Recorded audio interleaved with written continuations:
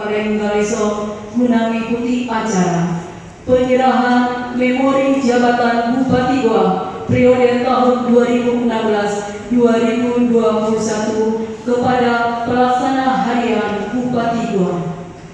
Sebagai awal dari acara kita pada hari ini, akan kita saksikan bersama persiapan penyerahan.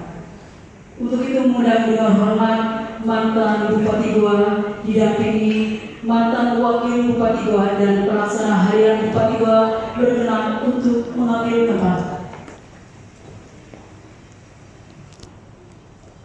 Memori penyerahan jabatan Bupati Goa periode tahun 2016-2021 kepada pelaksana harian Bupati Goa yang diterima oleh Ibu Dr. Adam Bangsina MM.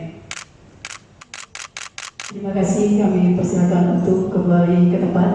Dilanjutkan dengan sambutan mantan Bupati Goa didampingi mantan Wakil Bupati Goa kepada yang terhormat Bapak Atun Purita Ihsan Yasripo SHMH dan Bapak Haji Abdul Rahman Malagi Esos MSI.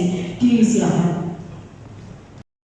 Sehubungan dengan telah berakhirnya masa jabatan saya bersama dengan Bapak Haji Abdul Rahman Malagani pada tanggal 17 Februari kemarin, maka pada hari ini dilaksanakan acara memori penyerahan tugas kepada pelaksana harian Bupati sampai dilantiknya Bupati dan Wakil Bupati Goa terpilih yang insya Allah dilaksanakan antara tanggal 25 atau tanggal 26 Februari.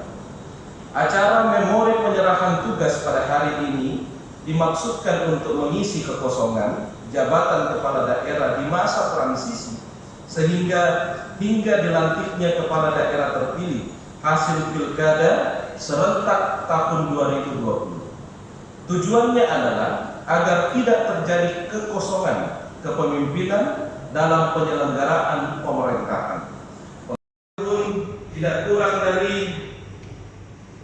9 kali berturut-turut juga kita mendapatkan opini tertinggi dari Badan Pemeriksa Keuangan Republik Indonesia, yaitu WTP, sebanyak 9 tahun berturut-turut.